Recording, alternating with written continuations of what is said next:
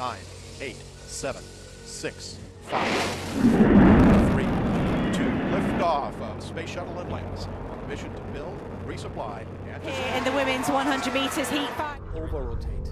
Because if I start 92, that's the fastest time we've seen so far this morning. When I Google definition of ambition, Google with its latest AI features tells me ambition is a noun, which means an earnest desire for some type of achievement or distinction, as power, honor, fame or wealth, and the willingness to strive for its attainment. But the very next sentence is too much ambition caused him to be disliked by his colleagues. That got my attention. Too much ambition has made me a misfit. Not because I deem myself better than everybody else, but because my standards make me hyper aware of mistakes. Not only in others but also in me. Because I'm too ambitious, I always face adversaries. People saying no, making fun of my goals, not believing in what I say, also deeming my grind to be a waste of time. I've been dealing with these adversaries and doubts since I got the desire to master, well, everything. I understand I can't be master at everything. Actually, the more I try to be master at multiple things and try to solve problems within them, the more I realize the absurdity of my thinking. I keep realizing my limitations, my incompetence, and because of that, criticism cuts through me like a dagger. Any criticism of my work feels like a personal attack on my identity, a threat to my whole existence. Even if it's true, that alone can make you unemployable, expecting above average outcomes despite having no experience. The more competent you are, the more likely people will impose responsibility on you, will expect more from you.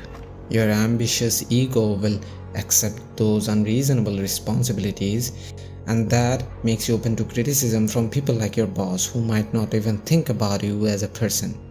More like a robot who works hour after hour, who has no emotion, who needs no break, gets things done, and responds to criticism even if it isn't true or valid. You try to attain a level of perfectionism which is not attainable. Your ambition will drive you mad to rise to a level of perfectionism while never showing an ounce of frustration or human exhaustion. Franz Kafka understood this trap better than anyone. He wrote, "I'm a cage in search of a bird." Think about that for a second. We create our own prisons of perfectionism, then wonder why we feel trapped. And here's the kicker. Science backs this up. Research shows perfectionism has spiked 33% since 1989, especially among our generation. We're not lazy, we're perfectionistic to the point of self-destruction. The pressure isn't just internal anymore.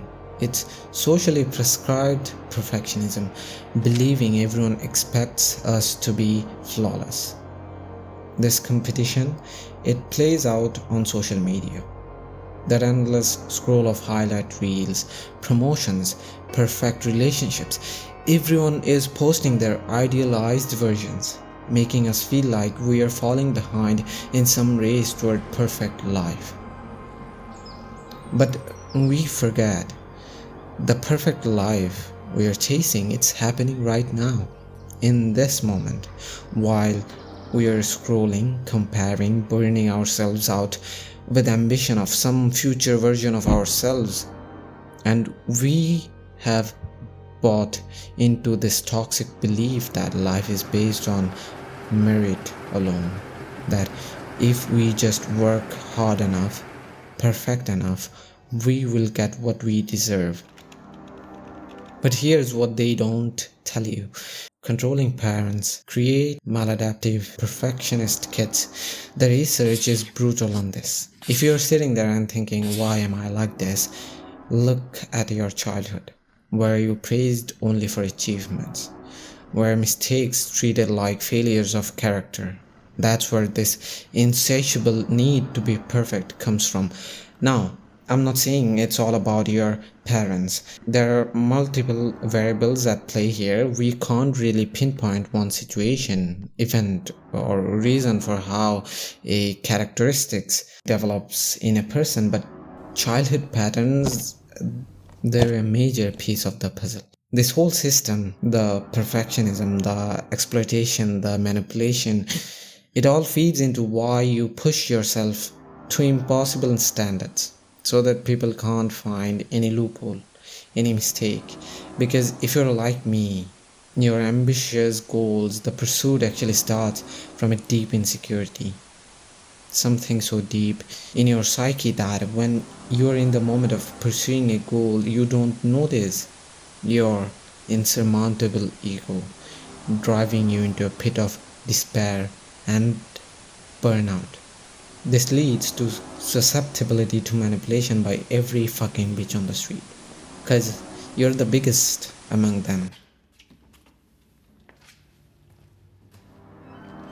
People see through your insecurities and will take advantage. They will drag you off your track towards your goals and use you for their selfish desires by leveraging your ego. Research shows something brutal.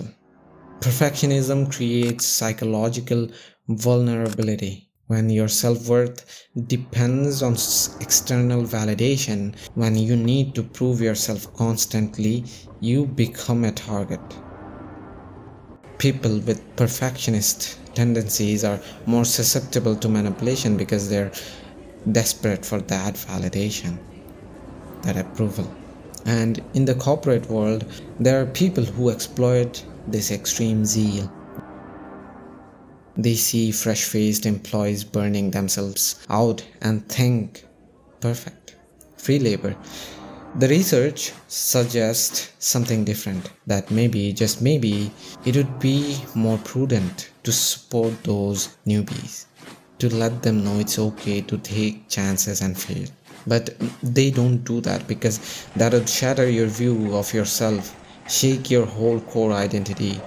So they let it sink slowly with time. Now let's flip the coin. Because I'm dealing with the doubt of other people, I've created shield for others' opinions, which helps me dismiss opinions that threaten my drive.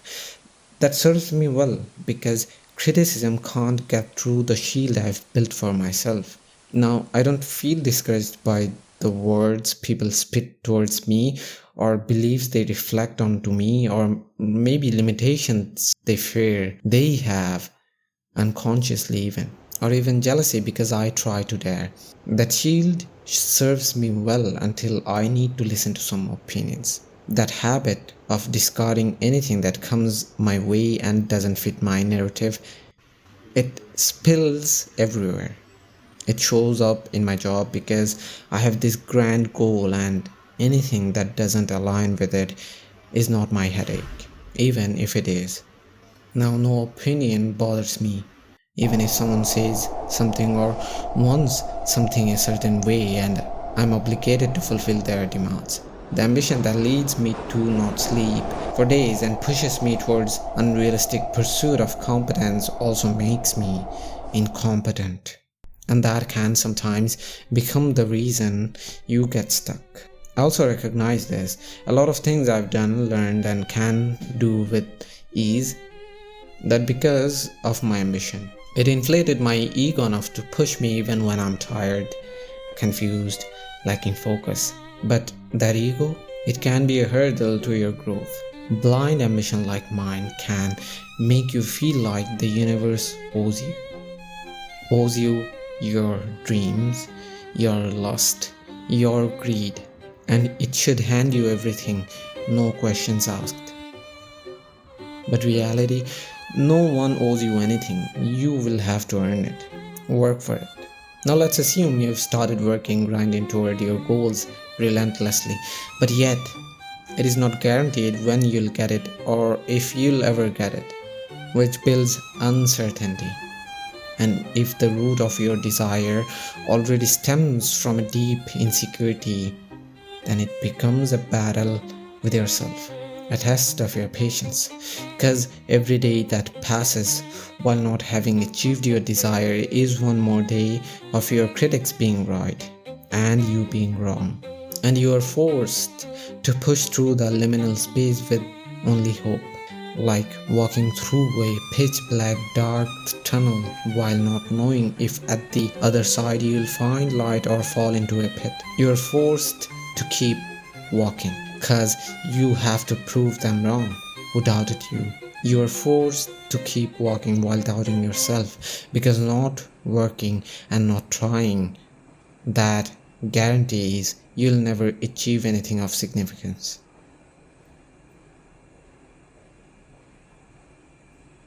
So where does this leave us? Trapped between self-destruction and surrender?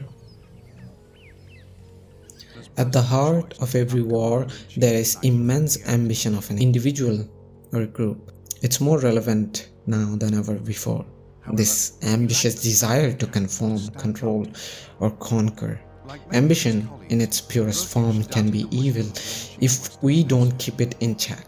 If our ego surpasses humility, rather than being the drive and the key to greatness, ambition can be the tonic for destruction of one's self and sometimes of a whole civilization.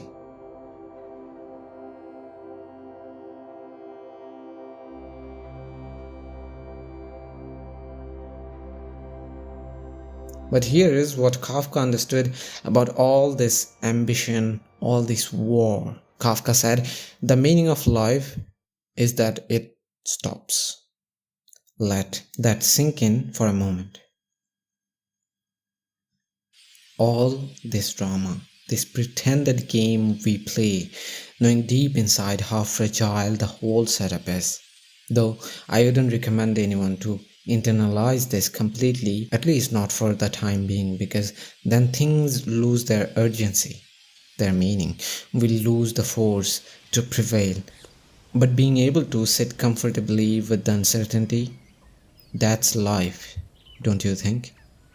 Knowing we will die anyway and still fighting a war to save our loved ones, to help them die of natural cause instead of preventable ones, that's life. However, I'm getting off course. The whole point of making this video was let it sink in that in the game of life, it's okay to fail. Let it sink in that the game of life is rigged for failure. Because whatever you do, a certain eternal sleep is waiting. For some that's light, for some that's paradise or hell, for some that's most terrifying thought to be dealt with. But until then, we burn to ashes, chasing what moves our soul, because the alternative is surrender without trying. Thanks for watching.